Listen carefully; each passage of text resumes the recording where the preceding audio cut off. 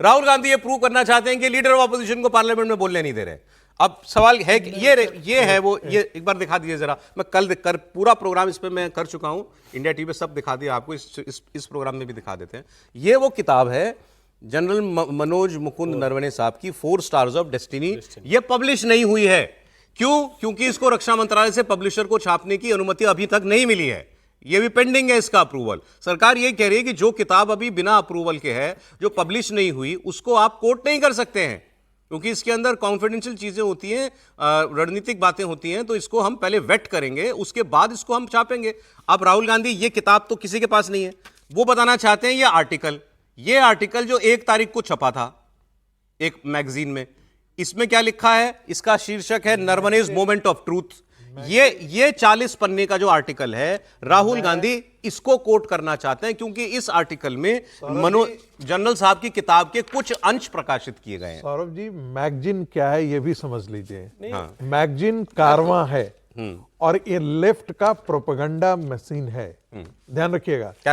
कारवां magazine जो है वो पूरा लेफ्ट का प्रोपेगेंडा मैगजीन है। ये एक मुख्य पत्र की तरह जो है वो लेफ्ट की तरफ का ये माउथपीस है, ये भी हमको ध्यान में रख लेना चाहिए। उसके आधार पर टाइमिंग आप जरा देखिए, जानबूझ करके ये टाइमिंग रखा गया है। संसद के जब सत्र शुरू हो रहा है उस समय ये छापा गया है। और दूसरी बात है कि जब तक पूरा एक्सपर्ट्स नहीं आ जाता है तब तक इसका कोई सर, मैंने पूरा पढ़ लिया इसको, आप लोगों ने भी पढ़ लिया होगा। इसमें कुछ ऑब्जेक्शनेबल हो तो बात हो ना, इसमें ऑब्जेक्शनेबल कुछ नहीं है। एक लाइन जरूरी, जब वो सब कुछ हुआ था तो उस वक्त क्या आया था?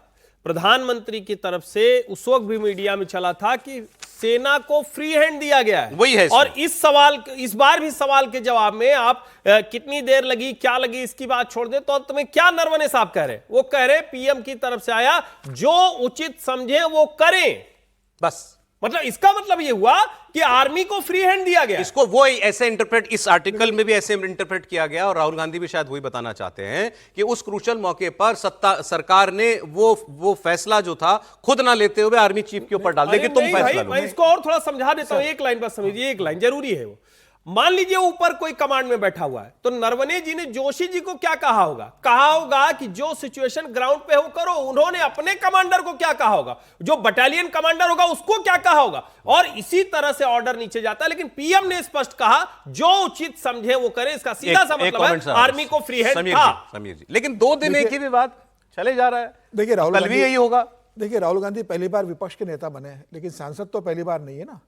20 साल से ज्यादा का उनका संसदीय अनुभव है, और जब उनको पता है कि रूल ब्रेक के हिसाब से संसद चलती है, जब स्पीकर ने कोई व्यवस्था दी हुई है तो संसद उसी के हिसाब से चलेगी। राहुल गांधी कांग्रेस के युवराज है, संसद के राजा नहीं है कि वो जो चाहेंगे वहां पर करेंगे।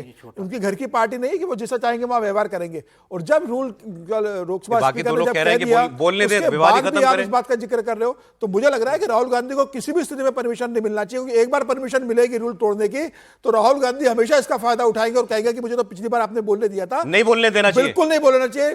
पार्लियामेंट कानून के हिसाब से चलना चाहिए। राहुल गांधी कानून का पालन नहीं करेंगे, रूल्स रेगुलेशन का, तो राहुल गांधी को बिल्कुल ब्रेक लेना पड़ेगा। अभी बहुत शॉर्ट में सर, देखिए 1962 में भारत चीन युद्ध पर हेंडरसन ने एक किताब लिखी, और वो किताब भी जो है वो पड़ी हुई है रक्षा मंत्रालय के पास अप्रूवल के लिए। तो यदि राहुल गांधी को नरवणे जी की किताब बोलने का अवसर मिल रहा है तो मुझे लगता है वो किताब भी भारतीय जनता पार्टी को निकाल के और उस पर भी बात करनी चाहिए। 62 पर किताब लिखी गई है, 62 पर किताब लिखी गई है, अप्रूवल नहीं है अभी तक, अप्रूवल नहीं है। 62 पे लिखी गई किताब पब्लिक डोमेन में है। नहीं, पब्लिक डोमेन भले है, लेकिन अभी तक अप्रूवल नहीं मिला उसको। हेंडरसन विदेश में छप जाती है तो आ जाती है।